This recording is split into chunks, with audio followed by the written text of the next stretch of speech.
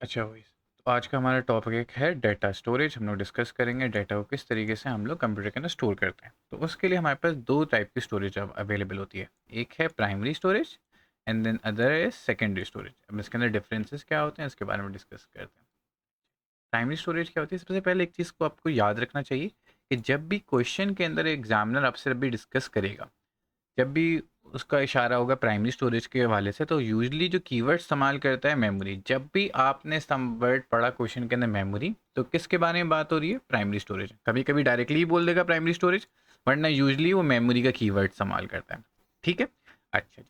Primary storage क्या होती है? प्राइमरी स्टोरेज वो मेमोरी होती है जो डायरेक्टली एक्सेस होती है बाय द सीपीयू। अभी लास्ट क्लास हमने पढ़ा था CPU is a central processing unit, जो हमारी सारी की सारी थिंकिंग, सारी की सारी चीज़ों को एग्जीक्यूट करने के लिए हमारे काम आता है, राइट। ये उस मेमोरी को डायरेक्टली एक्सेस करता है। डायरेक्ट एक्सेस करने से क्या फ़ायदा है कि बहुत ज़्यादा फास्टली डाटा उठा के देगा। ठीक है जी। उसके अंदर हम लोग दो टाइप्स के अंदर ब्रेक डाउन कर देते हैं। एक है RAM and the other is ROM. RAM is random access memory. Random access memory का मेन मकसद क्या होता है कि जो भी प्रोग्राम आपका रन हो रहा होता है वो किस में जाके स्टोर होगा? रैम में। चाहे ऑपरेटिंग सिस्टम हो वो भी रैम में स्टोर हो। जो भी प्रोग्राम करंटली रनिंग होता है हम लोग उसको स्टोर करते हैं रैम के अंदर। ठीक है। उसकी वजह क्या है कि बहुत ज़्यादा फास्ट एक्सेस होता है, वो सीपीयू से बहुत ज़्यादा क्लोज होता है। ठीक है जी। The other type of memory is ROM which is read only memory. वो भी डायरेक्टली एक्सेस बाय सीपीयू होती है, बट उसको सिर्फ और सिर्फ रीड करने के लिए इस्तेमाल करें। उसके अंदर ना हम लोग डाटा अलग से स्टोर करते हैं ना डाटा चेंज करते हैं।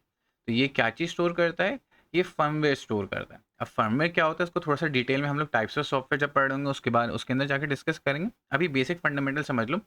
फर्मवेयर वो सॉफ्टवेयर होता है जो हार्डवेयर को रन करने के लिए रिक्वायर्ड होता है। ठीक है। फिर उसके बाद हमारा जो ऑपरेटिंग सिस्टम आता है वो फर्मवेयर के ऊपर रन हो रहा होता है। ठीक है। ऑपरेटिंग सिस्टम इज डिफरेंट, जो आप विंडोज आईओएस वगैरह जो इस्तेमाल करते हैं। फर्मवेयर जैसे हम लोगों ने डिस्कस किया था, सीपीयू जो मैन्युफैक्चरर है इंटेल है, एएमडी है। तो ये लोग जो अपने जो हार्डवेयर जब बनाते हैं ना तो उसका फर्मवेयर भी देते हैं, और वो फर्मवेयर किस में स्टोर होता है? रोम में। जब आपका कंप्यूटर पहली दफ़ा ऑन होता है ना, जैसे आपने लैपटॉप वगैरह के अंदर नोटिस किया होगा सारी की सारी लाइट्स फ्लैश होती हैं। उस फ्लैश होने के सिस्टम को हम लोग बोलते हैं BIOS, basic input output system. वो आपके कंप्यूटर के अंदर सारी की सारी डिवाइसेस के अंदर जो जो चीज़ कनेक्ट होती है उसको जाके चेक करता है कि कौन कौन से इनपुट आउटपुट डिवाइसेस हैं, कनेक्ट हैं नहीं हैं। ठीक है। फिर उसके बाद ऑपरेटिंग सिस्टम को आपकी सेकेंडरी स्टोरेज से उठा के प्राइमरी स्टोरेज यानी रैम में जाके लोड कर देता है। ये भी रन होने से पहले कहाँ लोड होता है? रैम में। फिर उसके बाद जाके ये सारे के सारे प्रोसेसेस रन होते हैं। ठीक है। अच्छा जी। फर्दर ऑन इनके अंदर क्या क्या डिफरेंसेस आते हैं? तो ये डिफरेंसेस हो गया। Remember, stores data that is currently being use. बस स्टार्टअप इंस्ट्रक्शंस को स्टोर करता है फर्मवेयर। स्टार्टअप इंस्ट्रक्शन बात एक ही हो गई, सही है। फिर उसके बाद एक नया कीवर्ड आया था हमारे पास, वॉलेटिलिटी। वॉलेटाइल का मतलब ये होता है कि अगर कोई स्टोरेज डिवाइस में बोलता हूँ कि वॉलेटाइल है, दैट मीन्स कि ये स्टोरेज डिवाइस हमारा डाटा खाली तब तक स्टोर करके रखेगी जब तक कि लैपटॉप या ऑन है, जब तक power on as. Soon as एज पावर ऑफ हो जाती है, किसी वजह से पावर डिस्कनेक्ट हो जाती है, वो सारा का सारा डाटा डिलीट हो जाता है। तो इस वजह से जो रैम होती है, जो भी डाटा स्टोर करती है वो टेम्परेरी डाटा स्टोर करती है, परमानेंटली डाटा स्टोर नहीं करती। तो टेम्परेरी डाटा हम लोग खाली स्टोर करते हैं खाली जब प्रोग्राम रन हो रहा होता है उस टाइम पे स्टोर करते हैं। रोम नॉन वॉलेटाइल है क्योंकि हम लोग को डाटा परमानेंटली स्टोर करना पड़ता है। ठीक है जी।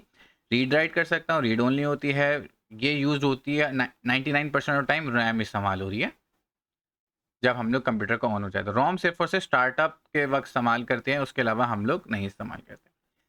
ठीक है जी। अब हम लोग बात कर लेते हैं सेकेंडरी स्टोरेज। सेकेंडरी स्टोरेज वो स्टोरेज डिवाइस होती है जिसमें डाटा परमानेंटली स्टोर होता है। तो रिमेंबर, ये it is slower then primary memory. For example RAM, RAM से बहुत स्लोली एक्सेस होता है, स्लोअर एक्सेस होता है। डाटा का ट्रांसफर रेट स्लोअर होता है क्योंकि स्लोअर होता है। ठीक है। और ये डायरेक्टली एक्सेस बाय सीपीयू नहीं होती, परमानेंट स्टोरेज है, तो ये नॉन वॉलेटाइल भी होती है, परमानेंटली डाटा को स्टोर करती है। अब इस सेकेंडरी स्टोरेज में हमारे पास कौन कौन सी डिवाइसेज आ गई? हार्ड डिस्क आ गई, एसएसडी आ गई, ऑप्टिकल स्टोरेज आ गई, फ्लैश ड्राइव आ गई, यूएसबी ड्राइव आ गई। ये सारी की सारी चीज़ें किस में आ जाती हैं? हमारे पास सेकेंडरी स्टोरेज के अंदर आती हैं। ठीक है। प्राइमरी स्टोरेज वो है जो सीपीयू से डायरेक्टली एक्सेस होती है, जब कोई भी प्रोग्राम रन होगा वो उसके अंदर जाके सेव होगा। सेकेंडरी स्टोरेज वो स्टोरेज है जो सीपीयू से डायरेक्टली एक्सेस नहीं करता उसे, और जब यूज़ में नहीं है प्रोग्राम, कोई भी डाटा मैंने परमानेंटली स्टोर करना है वो वहाँ पे जाके सेव होगा। जैसे ही प्रोग्राम रन होता है, अगर मैं कोई मूवी प्ले करता हूँ तो मूवी पहले हार्ड डिस्क उठ के रैम के अंदर जाएगी, तभी जाके वो प्ले हो सकती है। बगैर रैम में मूव हुए हुए हम लोग ये काम नहीं कर सकते, ठीक है। अब हमारे पास 3 टाइप्स की सेकेंडरी स्टोरेज आ जाती है।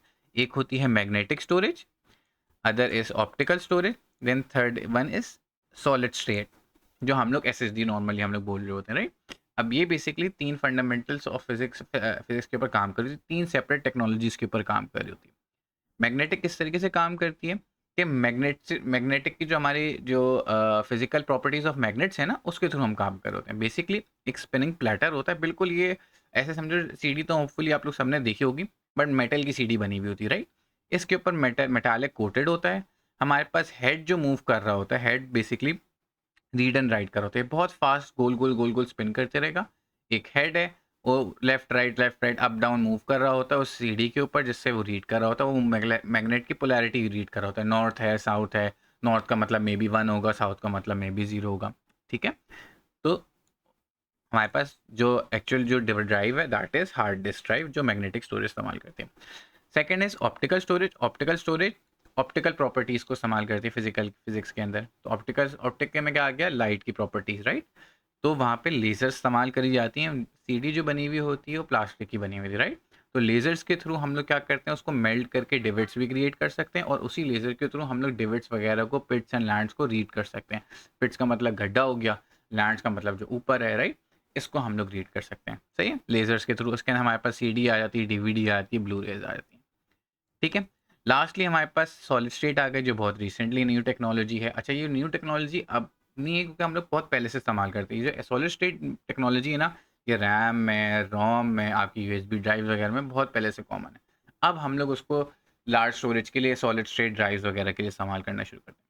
उसके अंदर क्या होता है, हम लोग नैंड और नॉर के गेट्स को इस्तेमाल करते हैं, जो इसके अंदर कहलाते हैं फ्लोटिंग गेट ट्रांजिस्टर्स। उनकी स्पेशलिटी क्या होती है कि वो चार्ज को होल्ड कर सकते हैं, यानी इलेक्ट्रॉन्स को होल्ड कर सकते हैं। अगर चार्ज को होल्ड किया हुआ, दैट मीन्स बाइनरी की 1 वैल्यू हो गई। अगर चार्ज नहीं होल्ड किया हुआ तो 0 हो गई, ठीक है। तो हम उसके प्रेजेंस और एब्सेंस को चेक करते हैं, तो हमें पता चल जाता है कि क्या डाटा रीड हुआ है, ठीक है। एसएसडी ड्राइव्स हो गई, यूएसबी फ्लैश ड्राइव हो गई, एसडी कार्ड, सारे के सारे हो गए। कंपैरिजन के अंदर देख लें, मैग्नेटिक के अंदर लो कॉस्ट होता है, बट वो थोड़ी स्लोअर होती है, क्योंकि मैग्नेटिक डिस्क मूव कर रही है। अगर मैंने डाटा रीड करना है तो एक जगह से दूसरी जगह को डिस्क को मूव करना पड़ेगा, तभी मैं जाकर रीड कर सकता हूँ, राइट। हाउएवर उसकी रिलायबिलिटी थोड़ी सी कम क्यों होती है, क्यों, क्योंकि मूविंग पार्ट्स हैं, वेयर आउट हो सकते हैं, सही है। फिर उसके बाद आ जाए, यहाँ पे गलती से मैग्नेटिक वापस लिख दिया है मैंने, दिस इज ऑप्टिकल।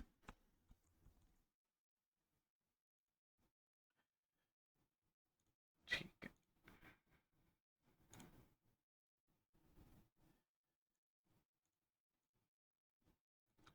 ठीक है। तो ये ऑप्टिकल हमारे पास है। ऑप्टिकल के अंदर लो कॉस्ट पर डिस्क होती है, स्लोअर होती है comparative to SSD and hard disk. However थोड़ी सी ज़्यादा रिलायबल होती है, बहुत कम यूज़ करते हैं, लेकिन स्क्रैचेस वगैरह आ सकते हैं। अगेन सेम बात, क्योंकि सीडी हम लोग नहीं रिप्लेस कर सकते हैं।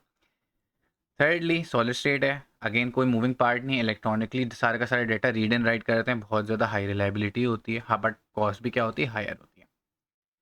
फिर उसके बाद हमारे पास आ गई वर्चुअल मेमोरी। रिमेंबर हमने क्या बात करी थी कि जब भी मेमोरी का कीवर्ड इस्तेमाल होगा, तो उसका मतलब है कि किसके बारे में बात हो रही है, प्राइमरी स्टोरेज। और प्राइमरी स्टोरेज में स्पेसिफिकली रैम के बारे में बात हो रही है। तो अब हमारे पास क्या इशू है कि अगर कोई लार्ज गेम है, लार्ज प्रोग्राम, कोई हम प्रोग्राम इस्तेमाल करें, लेट्स से एडोब फोटोशॉप इस्तेमाल कर रहे हैं, दाविंची रिजॉल्व है, कोई मैं GTA 5 खेल रहा हूँ, राइट, फोर्टनाइट खेल रहा हूँ, CSGO खेल रहा हूँ, ये सारे के सारे गेम्स खेल रहा हूँ, right. These games are usually 60-70 GB plus, right. तो अब आपके पास रैम तो 16 GB होती है, बहुत बहुत ज़्यादा आपका भारी कंप्यूटर है, expensive high high grade computer है, तो आपके पास 32 GB होगी, राइट। अगेन तब भी आप 60 GB का गेम उसमें लोड नहीं कर सकते। तो उसके अंदर हम क्या करते हैं, वर्चुअल मेमोरी। तो बेसिकली क्या करते हैं, अपने हार्ड डिस्क का एक पोर्शन हम लोग डेडिकेट कर देते हैं एज वर्चुअल मेमोरी, ठीक है ना। वो एक्ट करता है रैम की तरह। अगेन डायरेक्टली एक्सेस CPU से नहीं होगा, लेकिन जो भी प्रोग्राम होगा वो रन होने वाला उस थोड़ा से पोर्शन में लग देंगे, जो चीज़ रिक्वायर्ड नहीं होती। अब वो किस तरीके से किया जाता है, प्रोग्राम को किस तरीके से ब्रेक डाउन किया जाता है, उसके लिए हम लोग इस्तेमाल करते हैं पेजेस। पेजेस का मकसद क्या होता है कि हम एक प्रोग्राम को इक्वल पार्ट्स के अंदर ब्रेक डाउन कर देते हैं, और उस प्रोग्राम का 70 GB है, 60 GB है, उसका 100% रिक्वायरमेंट हमें हर वक्त नहीं होती, राइट। जब आप गेम खोलते हो, अब जब आपने स्टार्ट गेम किया या कोई नया मैप लोड कर रहे हो, तो जो लोडिंग स्क्रीन आ रही होती है, एक्चुअल में क्या हो रहा होता है कि वर्चुअल मेमोरी जो इमेजिनरी मेमोरी हमने हार्ड डिस्क के अंदर क्रिएट करी है, वहाँ से डाटा उठ के किस में जा रहा होता है, रैम में जा रहा होता है। जो लोडिंग स्क्रीन का बेसिकली ये काम होता है। तो जो पेजेस हमें रिक्वायर्ड होता है, खाली वो पेजेस मैं रैम के अंदर लेके जाता हूँ, बाकी सारे के सारे पेजेस को हम लोग वर्चुअल मेमोरी में रखते हैं। What how does it helps कि हमारे पास रैम थी 8 GB की, लेकिन हम लोगों ने काम ज़्यादा कर लिया, 32-60 GB तक हम लोगों ने संभाल कर लिया, राइट। तो ये मेरा बेनिफिट होता है वर्चुअल मेमोरी का। बट रिमेंबर दैट अगर हमें कोई चीज़ चाहिए, सीपीयू को किसी चीज़ कोई ऐसी फाइल की रिक्वायर्ड है, वो पड़ी हुई वर्चुअल मेमोरी में, तो लैग आएगा, आपका पीसी थोड़ा सा स्लो स्लगिश सा फील करेगा। ठीक है जी। फिर उसके बाद हम लोग बात कर लेते हैं क्लाउड स्टोरेज। क्लाउड स्टोरेज तो अब इतनी कॉमन है, आप लोग सब में इस्तेमाल करिए। जैसे आपने एप्पल का आई क्लाउड है, गूगल फोटोज़ हैं, ठीक है, इन सब में क्लाउड स्टोरेज। अच्छा रिमेंबर दैट हम लोग जो ऑनलाइन स्टोरेज डाटा जो स्टोर कर रहे हैं, बहुत टाइम से करते हुए आ रहे हैं। How is it different than cloud storage and normal online storage? क्योंकि क्लाउड स्टोरेज में मल्टीपल कंप्यूटर सर्वर्स होते हैं। एक सर्वर नहीं होता, multiple computers, multiple hardware, multiple servers होते हैं, जिसके आपके पास डाटा सेव हुआ होता है। तो उसका क्या फ़ायदा है कि एक सर्वर भी अगर आपका डाउन हो जाता है, तो आप किसी और सर्वर से अपना डाटा रिट्रीव कर सकते हो। तो मल्टीपल कॉपीज़ डिफरेंट सर्वर्स के अंदर होती है। बेनिफिट क्या आ गया? आपको एक्सपेंसिव हार्डवेयर नहीं खरीदना पड़ रहा, आपने डाटा डायरेक्ट इसमें सेव करा दिया, क्लाउड पे सेव करा दिया। ड्रॉबैक क्या है कि over time it can be expensive, क्योंकि आप एक मंथली सब्सक्रिप्शन फीस भर रहे हो, ठीक है। एक और बेनिफिट क्या है कि आपकी डिवाइस चोरी हो जाती है, किसी वजह से टूट जाती है, जल जाती है, ख़राब हो जाती है, आपका डाटा प्रोटेक्टेड है क्लाउड में। ड्रॉबैक क्या, आपके पास इंटरनेट का एक्सेस नहीं होगा, तो आप उस डाटा को एक्सेस ही नहीं कर सकते। समझ में आ गई बात? तो ये सारी की सारी चीज़ें हमारी क्लाउड स्टोरेज के अंदर आ जाती हैं। इसके अंदर फिर से देख लें, हमने रैम रोम को डिस्कस कर लिया। कंप्यूटर की रिक्वायरमेंट की होती है रैम, करंटली रनिंग प्रोग्राम को सेव करता है। रोम स्टार्टअप इंस्ट्रक्शन को सेव कर रहा है। सेकेंडरी स्टोरेज हमारे पास सीपीयू एक्सेस नहीं करता, जिसके अंदर मैग्नेटिक स्टोरेज आ गई, ऑप्टिकल आ गई, एसएसडी आ गई। वर्चुअल मेमोरी में हम लोगों ने पेजेस के बारे में बात करी। पेजेस क्या है? बेसिकली एक प्रोग्राम को फिक्स साइज के चंक्स के अंदर जब ब्रेक डाउन करते हैं, तो उसको हम पेजेस बोल देते हैं। जो रिक्वायर्ड होगा वो रैम में लेके आएंगे, वरना उसको वर्चुअल मेमोरी में रखेंगे। रिमेंबर, वर्चुअल मेमोरी जो क्रिएट होगी, ये अ portion of hard disk is allocated for that, ठीक है ना। एक सेक्शन निकाल लेंगे हम लोग हार्ड डिस्क में, जिसमें से वर्चुअल मेमोरी क्रिएट करेंगे।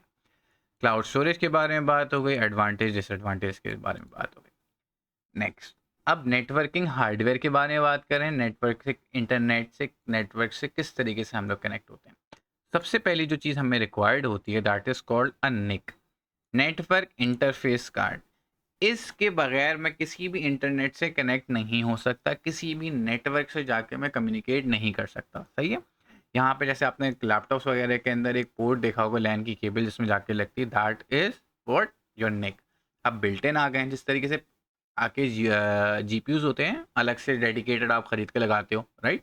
कुछ जीपीयूज बिल्ट इन होते हैं आपके सीपीयू में, वैसे ही पहले के टाइम पे नेटवर्क इंटरफेस कार्ड जो होते थे, वो अलग से आते थे, आप लोग अलग से खरीदना पड़ता था और कंप्यूटर के अंदर लगाना पड़ता था, राइट। अब बिल्ट इन आपके मोबाइल के अंदर भी है, सब कुछ है, ठीक है। अब उसके साथ हमारे पास एक चीज़ कहलाती है मैक एड्रेस। हर निक, हर नेटवर्क इंटरफेस कार्ड के पास एक चीज़ होती है, MAC address. MAC address is your physical address. अब थोड़ा सा टेक्निकलिटी के अंदर हम आ जाते हैं कि फिजिकल एड्रेस क्या होता है, और फिर एक होता है आईपी एड्रेस, जो इंटरनेट के ऊपर आपका एड्रेस होता है। फिजिकल एड्रेस आप इस तरीके से समझ लो, जो आपका घर का एक्चुअल एड्रेस होगा, that is your physical address. That is comparable to MAC address, जो कभी भी चेंज नहीं होता, ठीक है। नेटवर्क इंटरफेस का एक दफ़ा बन गया, मैक एड्रेस असाइन हो गया, वो चेंज नहीं हो सकता। सेम में जब आपने जो घर लिया था, उसको एक एड्रेस असाइन था, अब आप घर भेज दें, कोई और बंदा आके घर को इस्तेमाल करे, वो एड्रेस वही सेम रहेगा। हाउएवर, जो आपके पास जो मोबाइल फ़ोन है, उसके ऊपर आपके पास जो सिम लगी हुई है, that is your mobile phone number, right. वो भी आपका नेटवर्क के ऊपर एक एड्रेस है। किसी को कम्युनिकेट करना है, किसी ने फ़ोन करना है, तो आपके मोबाइल नंबर पे आपको कॉल कर सकता है, बगैर मोबाइल नंबर के कम्युनिकेट नहीं कर सकता। हाउएवर, एक घर के अंदर मल्टीपल लोग रह रहे हैं, सही है। वो घर के अंदर कोई दूसरा बंदा आ जाएगा, तो किसी और के पास दूसरा फ़ोन नंबर आ जाएगा। Same way, MAC address is your physical address of network interface card. ये मैन्युफैक्चर होते वक्त असाइन होता है। जो भी मैन्युफैक्चरर होते हैं, एक आईडी उनको असाइन होती है। फॉर एग्जांपल, शुरू की ये तीन तीन ग्रुप्स उनको असाइन हो गए, बाकी के 3 ग्रुप्स वो अपने डिवाइसेस के अंदर अपना आईडी नंबर के हिसाब से असाइन करते हैं। यूनिक होना इनका हमेशा ग्लोबली ज़रूरी है, ठीक है। यूनिकली आइडेंटिफाई करते हैं हमारे पास। होते किसके अंदर, ये हेक्साडेसिमल के अंदर होते हैं, ठीक है। टोटल ऑफ 48 बिट्स के अंदर होते हैं हमारे पास, सही है। हर ग्रुप के अंदर 8 बिट्स होती हैं, सही है। और हेक्साडेसिमल के अंदर होते हैं, ये इनकी पहचान है। सही है। फिर उसके बाद हम लोग बात कर लेते हैं IP protocol, internet protocol sorry. अब आईपी एड्रेस बेसिकली आपके इंटरनेट पे एड्रेस। अच्छा, आईपी एड्रेस खाली कब असाइन होगा? जब आप इंटरनेट से कनेक्ट होंगे। जैसे ही मैं इंटरनेट से कनेक्ट होऊंगा मुझे एक आईपी एड्रेस गिवन हो जाएगा। उस आईपी एड्रेस के अंदर हमारे पास दो टाइप्स की आती हैं। एक होती है स्टैटिक आईपी एड्रेस, एक होता है हमारे पास डायनामिक आईपी एड्रेस। फ़र्क क्या है? स्टैटिक आईपी एड्रेस क्या है, एक दफ़ा आपके असाइन हो गया ना, वो कभी चेंज नहीं होता। बेसिकली आपका आईपी एड्रेस किससे बाइंड होता है? मैक एड्रेस से बाइंड होता है। रिमेंबर, मैक एड्रेस कभी चेंज नहीं होता। आपका जो आईपी एड्रेस है that is link to your MAC address. तो जैसे ही कोई भी डिवाइस कनेक्ट होगी वो चेक करेगी इसका ये मैक एड्रेस है, तो उसको आईपी एड्रेस असाइन हो जाता है। ठीक है।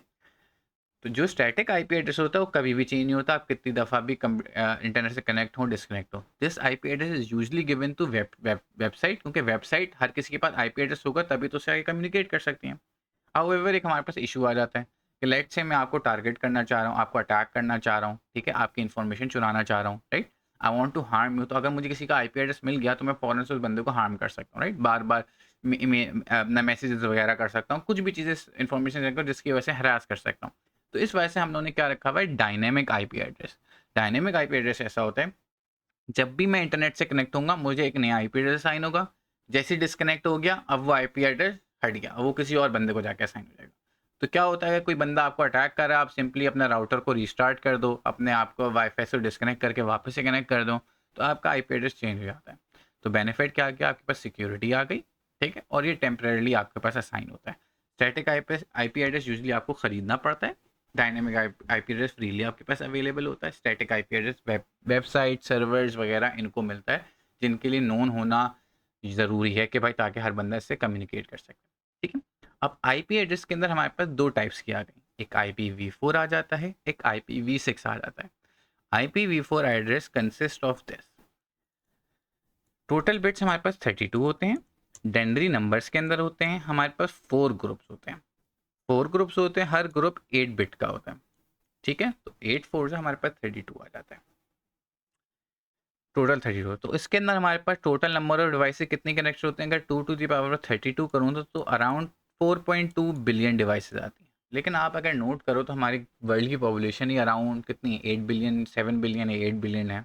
और हर बंदे के पास 2 से 3 डिवाइसेस होती हैं, लैपटॉप है, मोबाइल है, आपके पास स्मार्ट वॉचेस वगैरह आ जाती हैं, किसी के पास 2 मोबाइल्स होते हैं, राइट।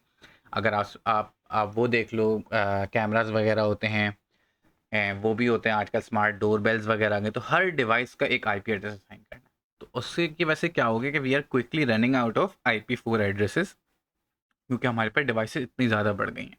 तो उसके लिए हम लोगों ने एक नया आईपी एड्रेस इन्वेंट किया है which is called IPv6। Hexadecimal में होता है, हर ग्रुप 16 बिट का होता है। 1 2 3 4 5 6 7, टोटल कितने ग्रुप्स आ गए मेरे पास? 8 ग्रुप्स आ गए। और टोटल कितनी बिट्स आ गई? 128 बिट्स आ गई मेरे पास। सही है। तो अब जब मैं 2 टू द पावर 128 करूँगा तो बहुत बड़ा नंबर आएगा, ट्रिलियंस के अंदर नंबर आएगा। So that it allows much much larger number of devices to connect to the internet. IPv6 का मेरा मेन मकसद ये है। एट द मोमेंट IPv4 और IPv6 एक साथ ही इस्तेमाल करी जा रही है। ठीक है। डिफरेंसेस क्या हैं? 32 बिट, 128 बिट। एक अपना हेक्साडेसिमल इस्तेमाल करता है, डॉट्स के थ्रू हम लोग सेपरेट कर रहे होते हैं डिफरेंट ग्रुप्स को, 4 ग्रुप्स होते हैं। IPv6 हेक्साडेसिमल इस्तेमाल करता है, ये डेनरी नंबर इस्तेमाल करता है, ये हेक्साडेसिमल इस्तेमाल करता है, कॉलन के थ्रू हम लोग सेपरेट कर रहे होते हैं। ठीक है। IPv6 के पास मच लार्जेस्ट एड्रेस स्पेस होती है। ओके, अब आगे हम लोग बात कर लेते हैं कि राउटर्स की। राउटर क्या होते हैं? राउटर आपका main brain of your network होता है।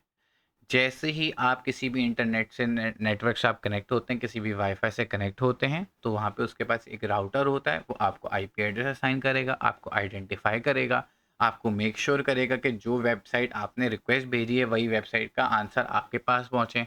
ऐसा तो नहीं है किसी और डिवाइस का मैसेज आपके पास पहुँच रहा है। ठीक है। इन सारी की सारी चीज़ों को मेक श्योर करना राउटर काम है। कि राउटर क्या करते हैं, जैसे हम लोग पैकेट्स के बारे में हम लोगों ने बात करी, आई थिंक चैप्टर नंबर 2 के अंदर, डाटा ट्रांसमिशन के अंदर, कि पैकेट्स वगैरह को अपने डेस्टिनेशन पे पहुंचाना, जिस डेस्टिनेशन में उस पैकेट को जाना है, जिस डेस्टिनेशन पे उस मैसेज या उस रिक्वेस्ट को पहुंचना है, उसका पहुंचाने का काम किसका है? राउटर का काम है। ठीक है। बिटवीन नेटवर्क सारी की सारी ट्रैफिक को मॉनिटर करना, असाइन करना, डेटा को एक जगह से दूसरी जगह पहुंचाना। सबसे मेन इंपॉर्टेंट काम क्या है कि आईपी एड्रेस असाइन करना। और एक और बात यह है कि लोकल नेटवर्क को इंटरनेट से कनेक्ट करना। फॉर एग्जांपल जैसे आपका वाईफाई होता है, आप वाईफाई से तो कनेक्ट होते हो, आपने बहुत दफ़ा नोट किया, लेकिन इंटरनेट नहीं आ रहा होता। यूजली क्या होता है कि जो बाहर से जो इंटरनेट की वायर केबल आपके राउटर से कनेक्ट हुई हुई है, वो इंटरनेट सही से कनेक्टिविटी नहीं दे पा रहा होता राउटर आपको। ठीक है, तो कभी कभी राउटर का भी इशू होता है, कभी कभी पीछे बैकग्राउंड के अंदर कोई इशू, सर्टेन इशू चल रहे हैं। लोकल नेटवर्क को इंटरनेट से कनेक्ट करना। ओके भाई, अब अंडरस्टैंड दैट कंप्यूटर्स की क्या क्या नीड थी, हम लोगने ये वाली बात कर ली। हर नेटवर्क इंटरफेस कार्ड को वो हमारे पास मैक एड्रेस गिवन होता है, हेक्साडेसिमल में रिटर्न होते हैं। IP address allocate by network होता है, और नेटवर्क पे कौन एलोकेट कर रहा होता है, हमारा राउटर एलोकेट कर रहा होता है। V4 V6 के डिफरेंसेस के बारे में बात हो गई। राउटर की डेस्टिनेशन हर डाटा को स्पेसिफिक डेस्टिनेशन भेजता है, ये बात हो गई आईपी एड्रेस और लोकल नेटवर्क के बारे में। ठीक है भाई, अब हम लोग उसके ऊपर आ जाते हैं, क्वेश्चन आंसर्स के ऊपर आ जाते हैं। सबसे पहली बात आ गई, वाया स्मार्ट वॉच नीड्स रोम। तो हमने रोम के बारे में हमने एक बात कही थी ही, और वो बात ये थी, अच्छा, तो explain why smart watch needs a ROM. तो रोम की रिक्वायर हमने क्या बात की, रोम के अंदर सिर्फ और सिर्फ स्टार्टअप इंस्ट्रक्शन स्टोर है, तो उसके अंदर आपने कोई भी इंफॉर्मेशन लिखनी है, बायोस, बूटस्ट्रैप, फर्मवेयर स्टोर करता है, स्टार्टअप इंस्ट्रक्शन को स्टोर करता है, कोई भी ऐसी इंफॉर्मेशन मैं उसको सीधी सीधी बोल सकता हूँ। ठीक है, आपको सीधे 2 मार्क्स मिल जाएंगे। फिर उसके बाद क्लाउड स्टोरेज का हमारे पास क्वेश्चन आ जाता है कि smart watch uses text message application from this cloud storage. का मतलब क्या होता है, इंटरनेट पे हमारे पास कलेक्शन ऑफ सर्वर्स होते हैं, जिसके अंदर हमारे पास थर्ड पार्टी पे डाटा इंटरनेट पे स्टोर हो रहा होता है। मेन पॉइंट आपने क्या याद रखना है, डाटा स्टोरेज इज स्टोर्ड और access using the internet, collection of servers. ये 2 इंपॉर्टेंट पॉइंट हैं, बाकी सारे पॉइंट भी आप याद कर लो, that is a very good thing. Benefits drawbacks के अंदर भी हम लोग बात कर लेते हैं कि आपको मेंटेन नहीं करना पड़ता, आपको कोई हार्ड स्टोरेज डिवाइस, अच्छा, बहुत बड़ी एक इम्पॉर्टेंट एडवांटेज है कि आपको स्टोरेज डिवाइस कभी कभी आपके पास डिवाइस के अंदर बहुत कम होती है, तो उसको सब एक्सपैंड करने के लिए हम लोग क्लाउड स्टोरेज पर डाटा सेव कर सकते हैं, एंड सारी की सारी चीज़ें आ जाती हैं हमारे पास। फिर again give an example of primary storage, के अंदर आप रैम रोम दोनों में से किसी चीज़ के बारे में भी लिख सकते हैं, और कैश के बारे में भी लिख सकते हैं, जो हम लोगों ने ऊपर पढ़ा था। कैश भी क्या होता है, हमने बात बताई थी ना कि रैम और सीपीयू के बीच के अंदर बैठता है, but mostly I will prefer कि आप लोग रैम और रोम के बारे में ही लिखें, करंटली इन यूज है और XYZ जितनी भी चीज़ें आ जाती हैं। सेकेंडरी पर स्टोरेज का पर्पस क्या है, परमानेंटली डाटा को स्टोर करना। यहाँ पे अगर हम बात करें type of secondary storage, optical, give 3 example of optical storage. तो रोम सबसे पहली बात सेकेंडरी है नहीं, SD कार्ड सेकेंडरी तो है बट ऑप्टिकल नहीं है, कॉम्पैक्ट डिस्क है, CD जो हम बोलते हैं, हार्ड डिस्क सेकेंडरी है बट ऑप्टिकल नहीं है क्योंकि मैग्नेटिक है, फिर DVD है हमारे पास, और ब्लू रे डिस्क है। बाकी ये तीनों की तीनों चीज़ें, ये तो मैग्नेटिक आ गई, ये सॉलिड स्टेट आ जाती है। रैम की क्यों रिक्वायरमेंट है, टेम्प्रेरी डाटा स्टोर करना जो करंटली इन यूज़ हो, और डाटा की एक्सेसिबिलिटी फास्ट होना ज़रूरी। ये 3 पॉइंट्स तो आपने याद रखने ही रखने रैम के बारे में। ठीक है, सेकेंडरी स्टोरेज क्यों रिक्वायर्ड होती है, वही सेम बात है, परमानेंटली डाटा स्टोर हो सके, डाउनलोड करके ज़्यादा हमारे पास कैपेसिटी होती है हमारे पास। ठीक है, अब आपने डिफरेंसेस बताने थे सॉलिड स्टेट एंड ऑप्टिकल के अंदर। सॉलिड स्टेट के अंदर क्या होता है, कोई मूविंग पार्ट नहीं होता, ऑप्टिकल के अंदर मूविंग पार्ट होता है। ठीक है, फास्टर है, स्लोअर है, सिंस मूविंग पार्ट नहीं है तो क्वाइटली रन हो रहा है, पावर भी लेस लेगा SSD। ठीक है, अगेन सारे के सारे हम लोगों ने नीचे मैंने डिफरेंसेस कंपैरिजन लिखा था ना, उस सारे के सारे पॉइंट्स में बहुत सारी आप लॉजिकल, बेसिक लॉजिकल रीजनिंग के ऊपर हिसाब से भी लिख सकते हैं, कॉमन सेंस को इस्तेमाल करके भी। फिर आ जाता है primary storage is one type of this, take one example of primary storage. तो हम लोगों ने रैम के अंदर बात कर ली। कैरेक्टरिस्टिक्स क्या हैं, directly access by CPU, volatile non volatile दोनों सकता है, ये वाला पॉइंट कोशिश करना तो ये नहीं लिखना, इवन तो मार्किंग स्कीम के हमारे पास अवेलेबल है। ठीक है जी, अब ये वर्चुअल मेमोरी के बारे में हम लोग डिस्कस कर के अंदर सवाल आ जाता है। Some terms are list in the list will not be used, हमने डिस्क्रिप्शन दी है। Virtual memory is use when dash is full, RAM हमारे पास जब फुल हो जाती है तो हम लोग किसको इस्तेमाल करते हैं, वर्चुअल मेमोरी को इस्तेमाल करते हैं। It is created by partitioning the, partition बनाना, एक सेक्शन ले लेना किसका, हार्ड डिस्क का। यहाँ पे HDD आ गई मेरे पास। ठीक है जी, ठीक है, फिर उसके बाद हमारे पास data is divided into pages that can be send from virtual memory to RAM. ठीक है जी। अच्छा सॉरी, मैंने उल्टा आगे पीछे मिसप्लेस कर दिया। That can be send from the RAM to the virtual memory to be temporary stored until they required. ठीक है, तो ये वर्चुअल मेमोरी आ गई और यहाँ पे हमारे पास आ गया रैम। ठीक है, यहाँ पे देखो इन्हें मेंशन भी किया हुआ है some term may be use more than one, तो इसके अंदर इतनी कन्फ्यूजन होने की बात नहीं। ठीक है, अब हम आगे बात कर लेते हैं characteristics of which is not a characteristics of a cloud storage. ठीक है जी, एक्सेस और नेटवर्क का ये तो है, लोकली स्टोर्ड नहीं होता, रिमोटली स्टोर होता है, इंटरनेट पे स्टोर होता है। Physical of servers are use to store, physical servers ही के अंदर इस्तेमाल करते हैं। बादलों में तो मैं स्टोरेज नहीं करूँगा ना, सिर्फ नाम बोलते हैं क्लाउड स्टोरेज, क्योंकि बहुत सारे बच्चे मैंने देखा कंफ्यूज हो जाते हैं इस बात से। एडवांटेजेस आपके पास क्या आ गया, एनी लोकेशन से एक्सेस हो सकता है, मेंटेन थर्ड पार्टी मेंटेनेंस भी हमारे पास बहुत बड़ा इशूज़ है। जब हम लोग किसी भी बड़ी ऑर्गेनाइजेशन के अंदर बहुत सारा डाटा स्टोर कर रहे होते हैं ना, तो वहाँ पे हमारे पास एक इशू होता है मेंटेनेंस करने का भी। टेराबाइट्स ऑफ डाटा हो रहा है, तो जब मैंने किसी थर्ड पार्टी के अंदर, तो अब एक मुसीबत किसी और के ऊपर हम डाल देते हैं कि भाई वही मेंटेन करके रखें।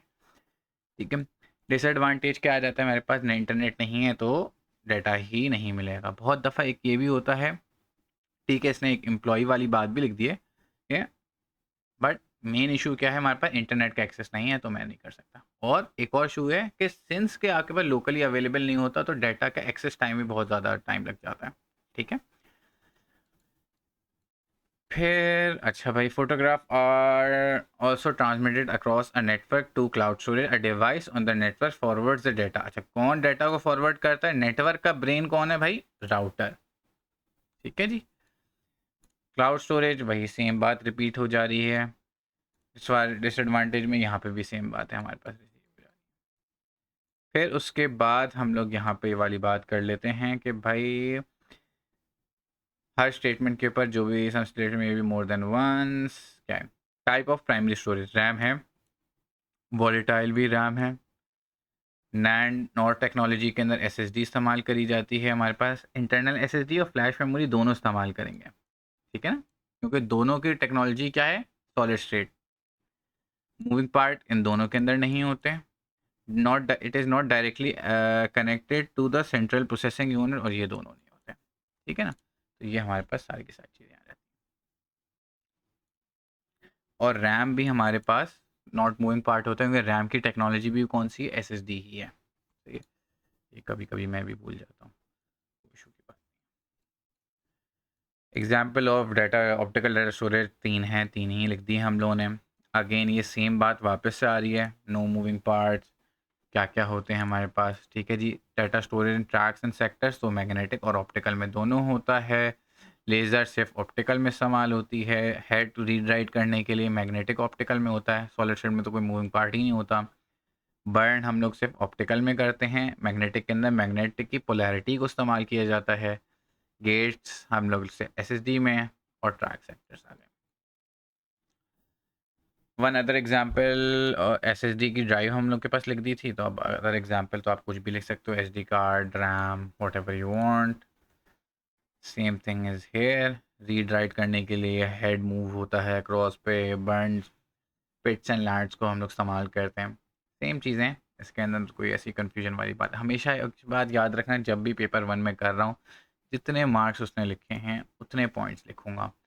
पाकिस्तान स्टडी इस्लामियात की तरह ना पेपर नहीं भरने बैठ जाना। ठीक है ना, बहुत to the point straight forward, और उसके अंदर इंग्लिश भी इतनी ज़्यादा मैटर नहीं करती, एज लॉन्ग एज आपने कीवर्ड्स और बहुत बेसिक सी इंग्लिश भी आपने सही से लिख दी। ठीक है जी, सूटेबल फॉर, अच्छा जी, मोबाइल डिवाइसेस के अंदर क्यों रिक्वायर्ड है एसएसडी, क्योंकि देखो मोबाइल डिवाइस बहुत स्लिम होता है, हार्ड डिस्क वगैरह बड़ी होती है क्योंकि इसके मूविंग पार्ट्स वगैरह होते हैं। ठीक है, तो स्मॉल इन साइज होती है, पावर कंजम्पशन लो है, रन क्वाइटली होती है, और बाकी सारी की सारी चीज़ें आप खुद एज्यूम कर सकते हैं। एग्जाम्पल आ गई हमारे पास, that can be store on the SSD application software. अच्छा, ये थोड़ा सा इसका पार्ट आपका वहाँ से आता है कनेक्ट होके, ये टाइप्स ऑफ सॉफ्टवेयर से कनेक्ट हो जाएगा जब नीचे वाली नेक्स्ट क्लास में हम लोग पढ़ेंगे। Three components that are secondary storage devices, तो एसएसडी है हमारे पास, सीपीयू तो स्टोरेज डिवाइस नहीं है, हार्ड डिस्क है, रैम प्राइमरी है, रोम प्राइमरी है, रजिस्टर सेंसर्स रजिस्टर्स तो सीपीयू के अंदर ही होते हैं, सेंसर्स डिवाइस है, स्टोरेज के लिए नहीं है। One box which to show with statement about secondary storage is correct. तो सेकेंडरी स्टोरेज के एक्सेस नहीं होता, मैग्नेटिक ओनली नहीं होती, और भी होती हैं, परमानेंटली स्टोर करती है डाटा को। वॉलेटाइल कभी भी नहीं होती secondary storage. Primary volatile non volatile दोनों हो सकती हैं, क्योंकि प्राइमरी के अंदर रैम वॉलेटाइल होती है और रोम नॉन वॉलेटाइल होती है। फिर डिफरेंसेस आ गए, उसके अंदर वही आपने लिखना है कि डायरेक्टली एक्सेस, फास्टर स्पीड के बारे में आप लिख सकते हो, रन होते वक्त स्टोर किया जाता है, things like that. Volatile non volatile वाली भी बात हम लोग लिख सकते हैं। सेकेंडरी स्टोरेज के अंदर भी वही ऑप्टिकल डिवाइस, इसके अंदर आपने हिसाब से पढ़ के लिख सकते हो। Okay.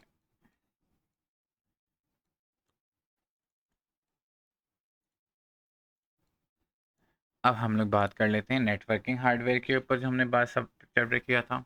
उसके अंदर tick one box to show which of the statement is correct about MAC address. तो हमारे पास it is assigned by the manufacturer. Router IP को असाइन करता है, स्टैटिक डायनेमिक आईपी होती है, made out of 3 different parts. ये पता नहीं किसके बारे में लिख रहा है, क्योंकि आईपी के अंदर 4 पार्ट्स होते हैं। ठीक है, अच्छा इसके अंदर सॉरी 2 पार्ट्स होते हैं मैक एड्रेस के अंदर। आपका अल्लाह भला करे।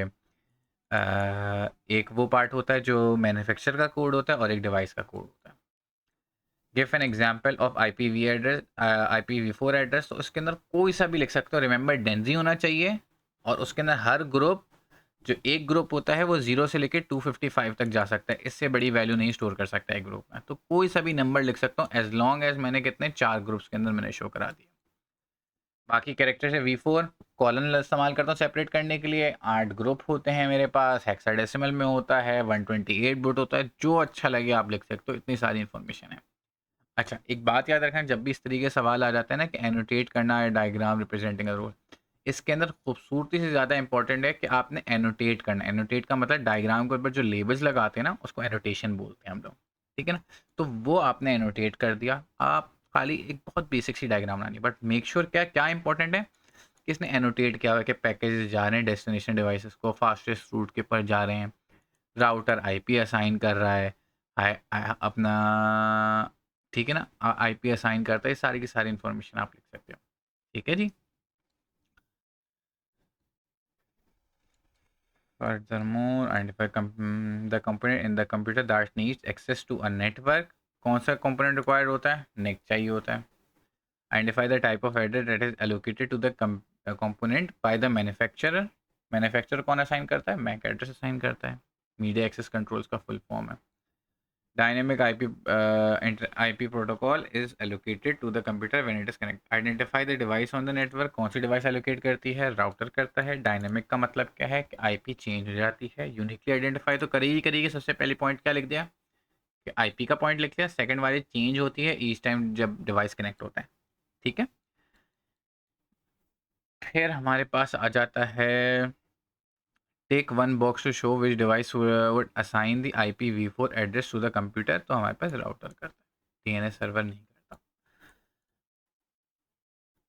अच्छा जी, कैरेक्टरिस्टिक्स ऑफ IPv4 आ गई। डेंसिटी नंबर है, 32 बिट्स होता है, 4 ग्रुप्स होते हैं, एंड थिंग्स लाइक दैट। ठीक है, आप इसके अंदर ये भी लिख सकते हो कि भाई डायनेमिक और स्टैटिक वाली बात भी लिख सकते हैं। IPv4 V6 के अंदर आई बिलीव नहीं होता। सिमिलैरिटीज़ आ गई, यूनिकली आइडेंटिफाई होता है, यूनिक एड्रेस होगा, आइडेंटिफाई करता है डिवाइस को। ठीक है जी। डिफरेंसेस क्या है, हार्डवेयर भेज रहा है, मैन्युफैक्चरर असाइन कर रहा है, नेटवर्क राउटर असाइन कर रहा है। हेक्साडेसिमल में हो सकता है, वेर आईपी एड्रेस न्यूमेरिक में भी हो सकता है, स्टैटिक डायनेमिक भी हो सकता है, और things like that. Features of MAC address, उसके अंदर हमारे पास सारे के सारे यूनिक एड्रेस है, मैन्युफैक्चरर असाइन करता है, आइडेंटिफाई करता है। इसके अंदर आप 48 बिट्स वाली बात भी कर सकते हैं हम लोग, स्टैटिक नॉन स्टैटिक वाली बात भी कर सकते हैं, हेक्साडेसिमल वाली बात भी कर सकते हैं। ठीक है, समझ में आ गई बात। तो अब हम लोग का जो हार्डवेयर का जो चैप्टर था अल्हम्दुलिल्लाह कंप्लीट हो गया। बाकी अगर आपके पास कोई भी क्वेश्चंस वगैरह हो तो obviously you can approach me on comments. बाकी इंस्टाग्राम वगैरह भी मेरा अवेलेबल होगा।